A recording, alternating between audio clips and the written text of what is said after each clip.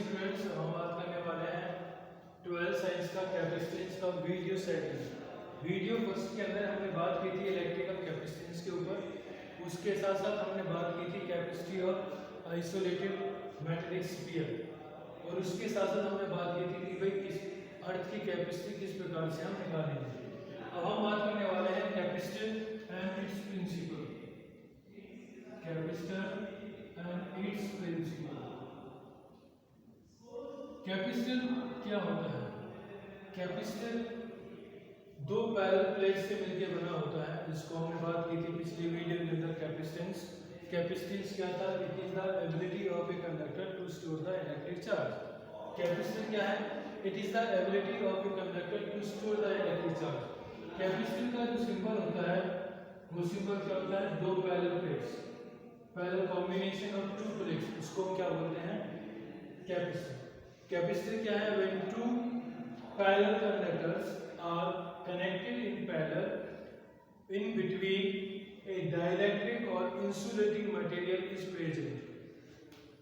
जो इंसुलेटिंग और dielectric material है वो क्या करता है? चार्ज को स्टोर करता है। तो हम कह सकते हैं कैपेसिटेंस, कैपेसिटर या कैपेसिटेंस है क्या? Capacitor is an arrangement। Capacitor is an arrangement to store the electric charge in the forms of electrical energy in electrostatics। अब बात आती है कि इसका प्रिंसिपल क्या है, कि किस प्रकार से चार्ज को स्टोर करता है। हम किस प्रकार से कह सकते हैं कि कैपेसिटर हमारा चार्ज को स्टोर करता है। Let us consider a metal plate A. मैंने कोई भी एक मेटल प्लेट ए लिया है, जिसको मैंने इंसुलेटिंग स्टैंड पे रखा हुआ है।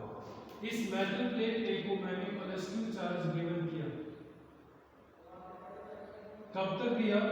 इस प्लेट 1 को मैंने +Q चार्ज तब तक दिया जब तक कि इसका maximum charge, maximum potential range ना हो जाए।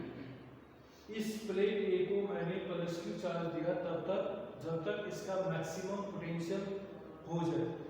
अगर मैं मैक्सिमम पोटेंशियल होने के बाद भी इसको मैं चार्ज दूंगा तो क्या होगा? चार्ज लीकेज करना स्टार्ट कर देगा। तो मैक्सिमम वैल्यू तक मैंने इसको चार्ज दिया। अब इसको चार्ज देने के साथ मैं इसके साथ एक प्लेट लिया है, प्लेट सेट, जो कि मेरी इनिशियली क्या है? अनचार्ज। ये भी मेरी इंसुलेटिंग प्लेट है। इस इंसुलेटिंग प्लेट के ऊपर इंसुलेटिंग प्लेट दी by charging by induction process, इसके नियर वाले फेस पे तो हो जाएगा opposite charge, that should be negative charge, और इसके फर्दर वाले फेस पे हो जाएगा positive charge by charging by induction process.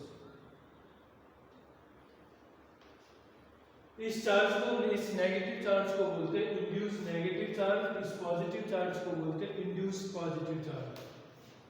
Plate A का पॉजिटिव चार्ज और प्लेट बी का इंड्यूस नेगेटिव चार्ज एक दूसरे के इफेक्ट को न्यूट्रलाइज करेंगे। जब न्यूट्रलाइज करेंगे तो उनका पोटेंशियल डिक्रीज करेगा, परंतु प्लेट बी के जो फर्दर एंड पे जो मेरा पॉजिटिव चार्ज है वो उसके पोटेंशियल को इंक्रीज करेगा, और पोटेंशियल को इंक्रीज करेगा बाय स्मॉल अमाउंट। क्यों करेगा स्मॉल अमाउंट? क्योंकि जो नेगेटिव चार्ज है वो मेरे पास है और जो पॉजिटिव चार्ज है वो मेरा थोड़ी सी दूर है। उसके कारण पोटेंशियल, ओवरऑल जो पोटेंशियल होगा वो क्या होगा? डिक्रीज होगा। जब ओवरऑल मेरा पोटेंशियल डिक्रीज हो गया, फिर से मुझे क्या होगा? क्या करना होगा? इस प्लेट ए के ऊपर +Q चार्ज गिवन करना पड़ेगा। क्यों? ताकि मैं इसके पोटेंशियल को मैक्सिमम तक लाकर ले आ सकूं, मैक्सिमम वैल्यू तक ला सकूं। उसके बाद मैंने क्या किया? इस प्लेट बी के फर्दर एंड को मैंने ग्राउंड कर दिया। जैसे ही मैं ग्राउंड करूंगा और पूरा का पूरा मेरा जो पॉजिटिव चार्ज है वो किसमें चला जाएगा? ग्राउंड के अंदर। अब पॉजिटिव चार्ज मेरा किसमें चला गया? ग्राउंड के अंदर। बचा कौन सा? Negative charge. अब ये नेगेटिव चार्ज और पॉजिटिव चार्ज के कारण क्या होगा? फिर से इसका पोटेंशियल क्या करेगा? लार्ज अमाउंट में डिक्रीज करेगा। फिर से मुझे क्या देना पड़ेगा? चार्ज। फिर से मैं क्या करूंगा? कब तक देना पड़ेगा? जब तक कि इसका मैक्सिमम पोटेंशियल ना आ जाए। अब इस प्लेट बी को मैं इसके पास ले गया हूं, जब मैं इस प्लेट बी को इसके पास लेके जाऊंगा तो फिर से पोटेंशियल इंक्रीज करेगा, फिर से मुझे चार्ज देना पड़ेगा। इस तरीके से अगर मैं इस प्लेट को इसके पास लेके आता हूँ तो चार्ज क्या हो रहा है मेरा, चार्ज मेरा इन दो प्लेट्स के बीच में स्टोर होता है। This is the principle of capacitor and its, हम बोल सकते हैं this is the principle of capacitor and this is the topic capacitor and its principle. तो हमने क्या पढ़ा, हमने पढ़ा कैपेसिटर क्या होता है, arrangement of two parallel plates होता है जिन दो प्लेट्स के बीच में एक इंसुलेटिंग या डाइलेक्ट्रिक मटेरियल होता है जो चार्ज को स्टोर करने के काम आता है। ठीक है, अब हम बात करेंगे parallel plate capacitor. Parallel plate capacitor, parallel plate capacitor that is capacitor बताया था मैंने पिछली टॉपिक के अंदर कि एक अरेंजमेंट होता है दो पैरेलल प्लेट्स का जो इलेक्ट्रिक चार्ज को स्टोर करने के काम आता है। उन दो पैरेलल प्लेट्स के बीच में इंसुलेटिंग मटेरियल हमारा ग्लास भी हो सकता है, एयर भी हो सकती है, मिका भी हो सकता है, या कोई और अलग डाइलेक्ट्रिक मटेरियल हो सकता है। लेट अस कंसीडर मेरे पास दो मेटल प्लेट्स हैं, metal plate 1 and metal plate 2। Metal plate 2 का जो फर्दर एंड है उसको मैंने ग्राउंड किया हुआ है। प्लेट 1 के ऊपर पॉजिटिव चार्ज, यहाँ पर भी पॉजिटिव चार्ज, चार्जिंग वाइब्रेशन के कारण यहाँ पे नेगेटिव चार्ज होगा और इसका पूरा का पूरा पॉजिटिव चार्ज है वो ग्राउंड में चला जाएगा। The electric field between the two metal plates, उसकी वैल्यू क्या होती है, वो उसकी वैल्यू होती है sigma upon epsilon naught into n cap, sigma upon epsilon naught into n cap. Between the two plates जो मेरी डिस्टेंस दे रखी है, जो सेपरेशन दे रखा है वो है स्मॉल डी। इस प्लेट फर्स्ट और सेकंड का जो uniform area of cross section है वो है आपका कैपिटल ए। यहाँ पर जो कैपिटल ए है वो क्या है आपका area of cross section, area of cross section.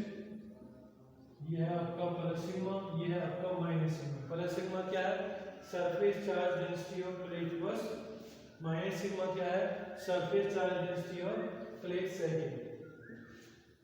हमें क्या करना पड़ेगा, पहले surface charge density on metal plate first, वो कितना है, plus sigma is equal to plus Q upon A. Surface charge density on metal plate second is minus sigma is equal to minus Q upon A. इस plate first के left hand side में जो electric field है वो भी zero है और plate second के राइट हैंड साइड में का जो रीजन है उसमें भी इलेक्ट्रिक फील्ड इंटेंसिटी जीरो है। तो इलेक्ट्रिक फील्ड इंटेंसिटी